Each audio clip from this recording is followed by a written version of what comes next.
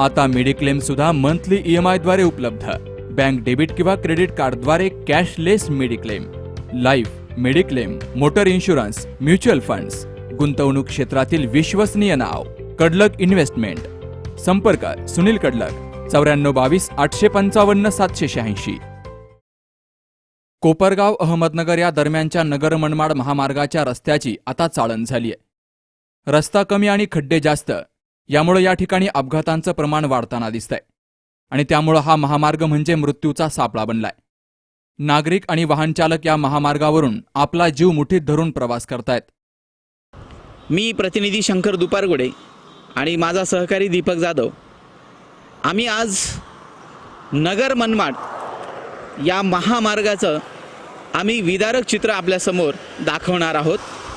आज खऱ्या अर्थाने शिर्डीच्या या पवित्र भूमीमध्ये लाखो भाविक जगभरातून, देशभरातून, राज्यातून, विविध ठिकाणातून पवित्र या साई भूमीमध्ये दर्शन घेण्यासाठी येत असतात।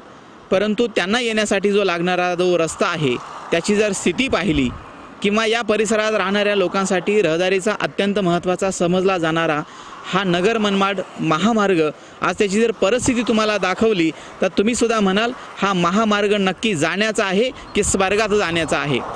तुमच्या समोर आम्ही काही दृश्य या महामार्गाचे फक्त काही किलोमीटर अंतरावर दाखवतोय। पूर्ण दृश्य जर दाखवलं तर रस्ता नाही असंच म्हणण्याची वेळ येणार आहे। माझ्या अगदी जवळच हे मी आता सध्या कोपरगाव शहरामध्ये आहे, जिथं कोपरगावमध्ये या रस्त्याची दुपदरीकरण जो म्हणतो आपण त्या रस्त्याचा शेवट तिथं होतो आहे। त्या रस्त्याची तिथली पहिली स्थिती आपण बघू शकतोय। हा इतका मोठा खड्डा आहे, रस्त्याच्या मधोमध खड्डा आहे, दोन्ही बाजूनी वाहनांची कायम रहदारी असते। या रहदारीमध्ये हा रस्त्याची जर परिस्थिती पाहिली तर नक्कीच प्रत्येकजण आपला जीव मुठीत धरून या ठिकाणी प्रवास करतोय आणि ही जी परिस्थिती आहे ती ही अशा पद्धतीची आहे। याला ना साईड पट्ट्या आहेत, खड्डे भरण्यासाठी बांधकाम विभागाला म्हणजे अक्षरशः आता झोप लागली की काय असं म्हणायची आता वेळ आलेली आहे। चला आपण पुढचे खड्डे तुम्हाला असे दाखवतोय। उत्तर अहमदनगर जिल्हा म्हणजे सहकाराची पंढरी, राज्याच्या राजकारणातील आजीमाजी आमदार, खासदार आणि मंत्र्यांचा बालेकिल्ला, संत महंतांचा वारसा असलेल्या तीर्थक्षेत्राची पवित्र भूमी, जगप्रसिद्ध साईबाबांच्या नगरीतून जाणारा महामार्ग म्हणजे नगर मनमाड महामार्ग। मात्र या महामार्गाची आता अक्षरशः चाळण झाली आहे। आणि या सहकाराचे पंढरीचा जो जिल्हा आहे, जिथं राजकारणाचं एक सगळ्यात मोठं केंद्रबिंदू समजलं जातं, या अहमदनगर जिल्ह्यामध्ये अनेक दिग्गज राजकीय नेते आहेत। इतकंच नव्हे तर केंद्र सरकारपासून राज्य सरकारपर्यंत ज्यांचा दबदबा आहे असे विखे कुटुंब याच जिल्ह्यामध्ये, याच परिसरात राहतात।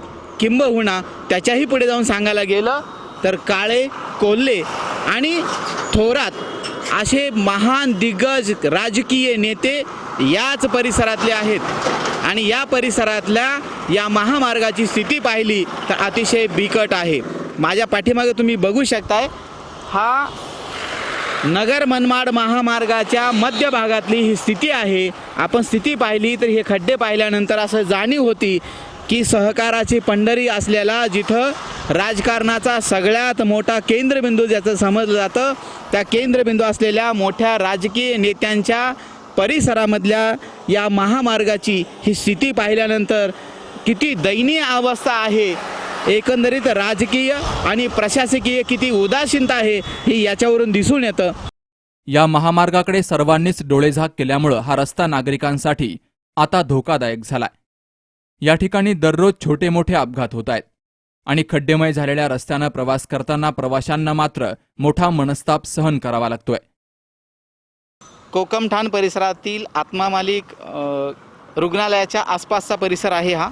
या परिसरातल्या रस्त्याची ही महामार्गाची स्थिती जर पाहिलं तर इथून वाहन चालकांना वाहन कोणत्या खड्ड्यातून बाहेर काढावे हा मोठा प्रश्न त्याच्यापुढे पडतो। आणि इथं पाहिल्यानंतर ज्या छोट्या गाड्या आहेत, ज्या चारचाकी गाड्या आहेत, त्यांची स्थिती तर अतिशय बिकटच आहे, कारण त्यांना रस्ताच नाही आहे। कारण शेवटी कुठूनही काही झालं तर मोठ्या खड्ड्यातून त्यांना वाहन बाहेर काढावं लागतं आणि त्याच्यामध्ये जीव धोक्यात जाण्याची शक्यता, ही दिवसाची परिस्थिती आहे। जर रात्रीच्या वेळेस जेव्हा वाहनांची गती वाढलेली असते त्यावेळेस काय अवस्था असेल ही कल्पनेच्या पलीकडची गोष्ट आहे. माझ्यासोबत मनमाडवरून आता नगरच्या दिशेने चाललेले एक प्रवासी आहे. ते स्वतः 4 व्हीलर चालवत निघालेले आहेत. त्यांचा अनुभव कसा आला हे आपण त्यांच्याकडूनच त्यांच्या शब्दात जाणून घेतोय. आपण कुठून आलात तर आपला परिचय काय? मी मालेगावहून आलो आहे. मी नगरसेवक आहे मालेगाव महानगरपालिकेचा. मी मालेगावहून इथपर्यंत येता मला कमीत कमी 3 तास झाले. अहो, खड्ड्यात रस्ते का रस्त्यात खड्डे हेच कळत नाही. इतकी दुरावस्था आहे. म्हणजे गाडी चालवणं 10च्या पुढे स्पीड एकदम नाहीच्या बरोबरच आहे असं समजून चला. आणि मोठ्या मोठ्या गाड्या त्या इतक्या फसतात तर छोट्या गाड्या तर चालणं इथं मुश्किलच आहे. आणि इतकी दुरावस्था आहे. म्हणजे कमीत कमी मालेगावपासून तर इथपर्यंत कमीत कमी 1000 खड्डे असतील रस्त्याला. ते बी मोठे मोठे खड्डे 2 फुटाचे खड्डे असतील. इतके मोठे मोठे खड्डे आहे इथे. इतकी गंभीर दुरावस्था आहे. म्हणजे तिथं काही भर नाही काही नाही. आणि एखादी ॲम्ब्युलन्स घेऊन जायचा विचार केला इथून तर पेशंट तर काही जाणारच नाही मला असं वाटतं. इथं जवळच आत्मा मालिक हॉस्पिटल आहे.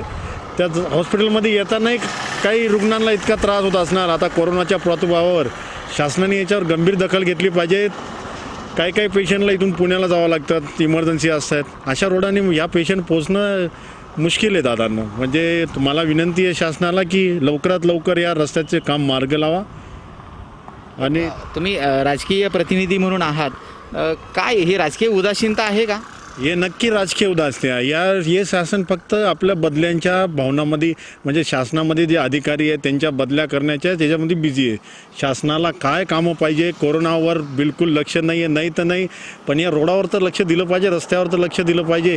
रस्त्यावर अपघातात किती लोक मरत आहेत. आत्ता तुम्हाला सांगतो मी चोंडी घाटामध्ये गाडी डायरेक्ट स्विफ्ट डिझायर पलटी होऊन 4-5 लोक एकदम चांगले गंभीर जखमी झालेत आत्ता एवढ्यात.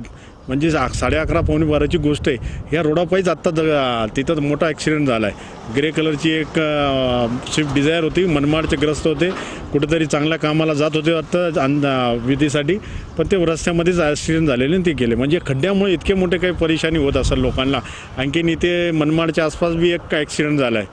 इतकी दुरावस्था झाली रस्त्यांची. शासनाला विनंती माझी की बदल्यांना महाग लागता या ज्या मूलभूत गोष्टी आहे त्याच्यावर लक्ष केंद्रित करणं गरजेचं आहे. हे माझ्यासोबत हे प्रवासी म्हणून आम्ही तुम्हाला सगळ्यात अगोदर त्यांचं वर्णन केलं होतं, पण त्यांचा परिचय स्वतः पूर्ण नावानिशी ते देतील. तुमचं नाव आणि तुमचं पद आणि काय आहे आपलं ते सांगा. माझं नाव दिनेश साबणे. मी मालेगाव महापालिकेमध्ये सदस्य आहे. आणि मी म्हणजे मी समाजसेवेमध्ये भरपूर असतोय, सक्रिय असतोय.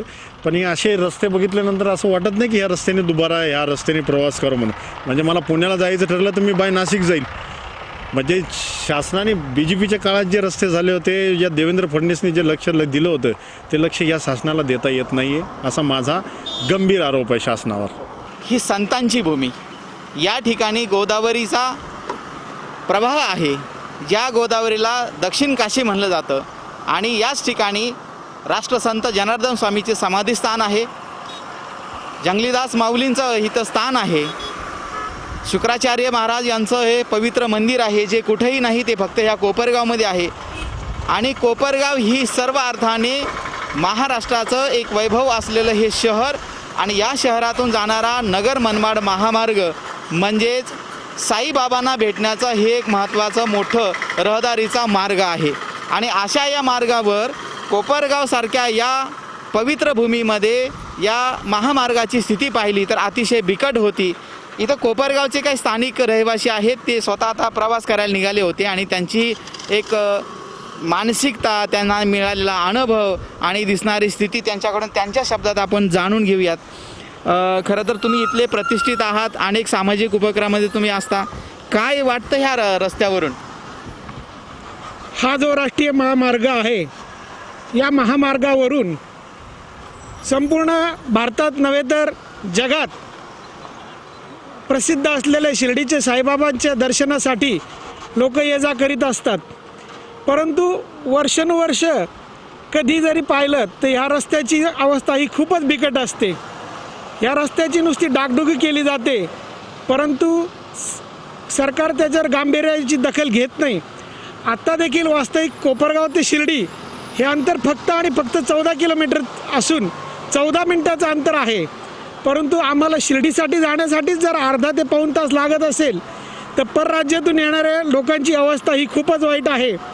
येणारा प्रत्येक भाविक हा बाबांजवळ एकच आशीर्वाद, एकच संकल्पना करतो की बाबा तुमच्या दर्शनासाठी आम्ही येतो, परंतु या महामार्गाचं लवकरात लवकर भलं कर. सध्या जगावर, राज्यावर आणि देशावर आणि किंबहुना ह्या गावावरती महामारीचं एक संकट आलेलं आहे आणि ते म्हणजे कोरोनासारख्या महामारीमध्ये आता महामार्गाची ही स्थिती पाहिल्यानंतर दुसराच एक महामारी म्हणण्याच्या ऐवजी हा महामार्ग नुसता मारण्याचा मार्ग अशी म्हणण्याची स्थिती आली. माझ्यासोबत इथले स्थानिक रहिवासी आहेत, त्यांचं म्हणणं आपण ऐकून घेऊयात.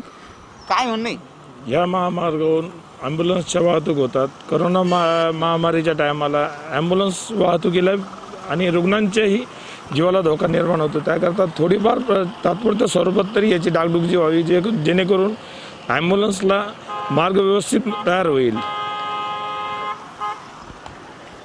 कोपरगावच्या अतिशय जवळ अर्थात म्हणजे हे पुणतांबा चौफुली याला म्हणलं जातं. ह्या चौफुलीवरूनच नागपूरकडे जाणारा हा रस्ता इथं वळला जातो. तिथं मुंबईकडे आहे, नाशिककडे जाण्यासाठी.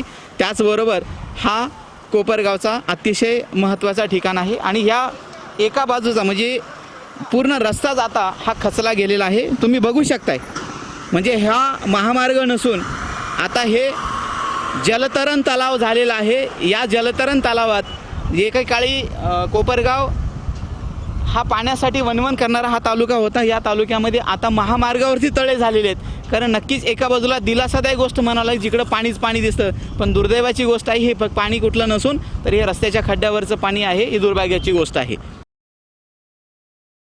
शंकर दुपारगुडेसह दीपक जाधव, सी न्यूज मराठी, कोपरगाव.